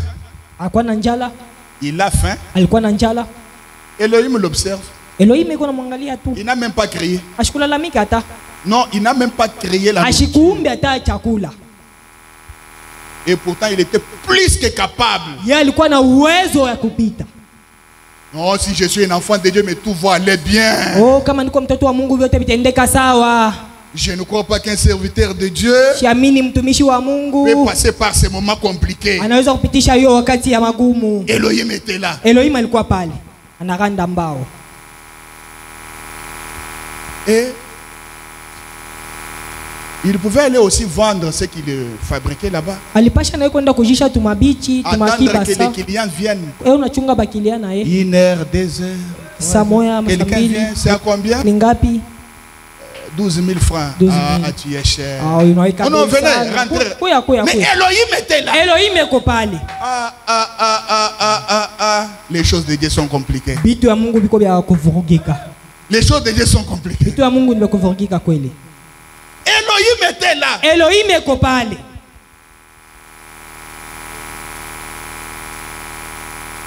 Et aujourd'hui, c'est ce qu'il a fait. Leo ndio bila alifanya Il tena. a pris un autre masque. Alibeba pazia nyingine. Mais regardez comment il a formé ce masque. Angalia vile alitemika na yo pazia. Sa femme mère, Bibi yake anakufa, sa fille, binti au wake même moment. mui wakati moya. Vous me dites que Elohim était en Branham. Wewe mnapaswa kunyonyesha sema Elohim alikuwa Mbranham. Avec la vie difficile que Branham a eu. Na maisha nguvu ile Branham alikuwa nayo. N'ayant même pas de sous-vêtements. Anakosa hata hiyo silipe. C'est ce qu'il a dit. Ndio vile anasema. Et vous dites que Elohim était là. Wewe unasema Elohim alikuwa pale. Il était là. Alikuwa pale. Est-ce que je peux lire quelque chose? Naweza soma kitu fulani? Alors il a fait comme ce noble roi. Na alifanya sawa vile ule mfalme. Pour racheter l'homme. Jua kukomboa mtu. Voyez? Unaona? Et il y avait des conditions à remplir, des critères à remplir pour être un parent rédempteur. Kulikuwa masharti ya kuyaza jua kukuwa baba mkombozi. Ya kwanza, il devait être un proche parent. Alipasha kuwa wa karibu kuwa baba. Non. Proche parent, voyez comme par exemple là, c'est ton proche, non? Donc vous êtes composé, hein, l'organisme est le même. Vous voyez, c'est dans ce sens-là. Proche parent, c'est-à-dire ce que tu peux ressentir, c'est ce que l'autre peut ressentir. Mais Dieu est esprit. Je veux être un rédempteur. Asema mimi napenda kuwa baba mkombozi. Comment? Parce que dans l'Ancien Testament, il y a des critères à remplir. Je, muagano kale mko masharti ya kutimiza. Il faut être un proche parent. Inabidi kuwa sawa vile mtu. Mais moi je suis esprit. Sasa mimi niko roho. L'homme n'est pas esprit. Mtu ashina roho. Ceci va m'écouter ma gloire. Ile itanibeba utukufu yangu. Il y a un prix à payer. Kuko bei ya kulipa. Il laisse la gloire. Anaacha, il entre dans son masque. Anaingia mupazia yake. Pour être un proche de l'homme. Je kukuwa karibu na mtu. C'est que l'homme ressent. Ile mtu anashikia. C'est ce que son masque ressent. Ndio ile pazia yake inashikia. L'homme a du sang. Mtu kuna damu. Lui aussi a du sang. Na yeye pia iko na damu. Ya pili, il devait être un homme digne. Alipasha kuwa mtu mwenye kustahili et d'honneur. Na wa heshima. 3. Ya tatu, être extrêmement riche en finance. Alipasha kuwa tajiri kwa pesa. Tous les autres critères, ima bingine bipande, Dieu le remplissait. Mais arrivé aux proches parents, sasa kufika kwa karibu kwa mtu, c'est ce qui lui a fait manquer. Inamshindia pale. C'est ce qu'il est descendu. Akashuka sasa. Il est entré. Akaingia dans le corps. Akamumwili. Et il est notre Boaz. Na yeye anakuwa Boazi wetu. Pour terminer. Jua kumaliza. Dans une bannière. Moyo kitunga. Le prophète dit. Il a dit. Anasema sema. Qui est-elle? Alikuwa nani? D'où vient-elle?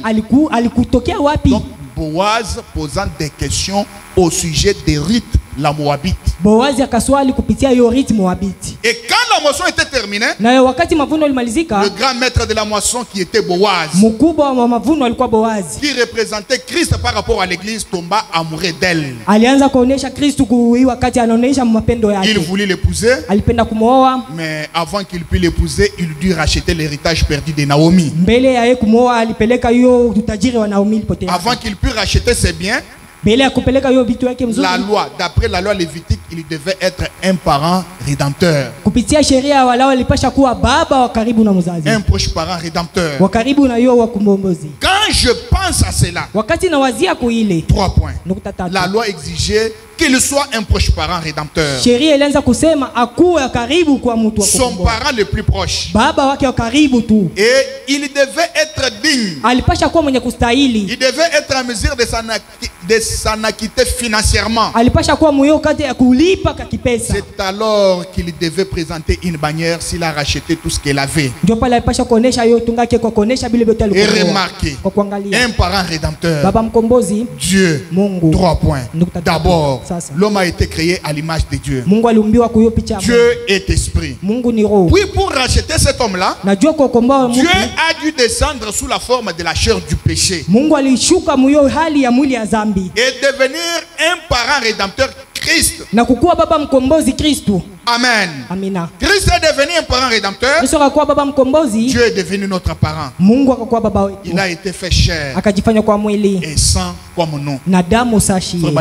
Amen. Quelle belle histoire. La Bible entière se rattache partout. Rien de cela n'est de travers. Tout se rattache harmonieusement. De même que Boaz a dû être un parent rédempteur pour Naomi, Dieu pour racheter l'église doit être un parent rédempteur. Alors il est descendu. Il s'est revêtu de la forme de la chair du péché. Amen. Il était digne. Il était le fils de Dieu. Il a dû mériter cela. Il avait tout le ciel et toute la terre. Et remarquez, Boaz avait alors rassemblé Israël. Et puis, rappelez-vous, la bannière avait dû être élevée en dehors des portes de la ville. J'aimerais que vous saisissiez cela. Boaz est allé là. Il a fait venir les anciens d'Israël. Et a dit, maintenant, si quelqu'un a quelque chose à dire, qu'il le dise. Vous voyez, aujourd'hui, j'ai racheté l'héritage perdu de Naomi. Et il a enlevé son son soulier, l'a jeté au milieu des Israélites. Kisha katosha kiatu yake akatupa katikati ya Ce Waisraeli. qui était une coutume. Ile ilikuwa hiyo mfano. Un signe qu'il avait racheté Naomi et tout ce qu'elle avait. Alama ile alikomboa Naomi na ile yote ilikuwa Quel nayo. beau type de Dieu fait chair. Mfano gani ya Mungu mwenye kufanya mwili Habitant parmi nous. kwa kuikala pamoja nasi. Il est descendu pour souffrir la mort et la peine. Alishuka juu kuteseka kifo. Lui, l'innocent pour les coupables. Yeye washo kufanya dhambi lakini kwa makosa. L'aimable pour ceux qui n'étaient pas aimables. Kwa kumpendo kwa wale kwa kumpenda. Cela briserait le cœur de l'homme de penser à ce que Dieu a eu à faire pour le pécheur perdu comme vous et moi. Muwazie kwa ile Mungu alifanya kwa watenda dhambi kupotea kama mwe na mie. Une bannière doit être hissée. Bendera inapasha kulamushwa. Vous avez dit, mulisema, frère Branham, vous voulez dire par là placer ce serpent là Jésus? Munasema kupitia ile kuweka hiyo nyoka Yesu? Oui, cela représentait Jésus. Kweli kweli ile inaonyesha Yesu. Ce serpent d'airain. Ule nyoka la bannière. Bendera. Car Christ qui ne connaissait pas de péché a cependant été fait péché pour nous. Kwa sababu Kristo mwenyewe kujua ke dhambi alijifanya kuwa dhambi juu yetu. Voilà pourquoi Dieu a utilisé son deuxième masque. Ndio pale Mungu alitumikisha pazia yake ya pili. Corps Jésus. Mwili Yesu. C'était pour nous avoir. Juu ya kutupata shie. Pour nous sauver. Juu ya kutuokoa. Pour ôter le péché. Juu ya kuondoa dhambi. Donc ce deuxième masque ilikuwa pazia ya pili. Pour nous est très important. Kwetu inakuwa muhimu sana. Parce que si ce masque Dieu ne l'avait pas revêtu, kama et si Dieu ne s'était pas revêtu de ces masques, kama ashikuvalake hiyo pazia huyu Mungu, toi et moi, wewe na mie, nous ne serions jamais appelés chrétiens. atukupashe kuita wa Kristo. Et si nous sommes appelés chrétiens aujourd'hui, kama banatuita ba Kristo leo, c'est à cause de ce deuxième masque. ni jua hiyo pazia yake ya pili. Nous pouvons nous tenir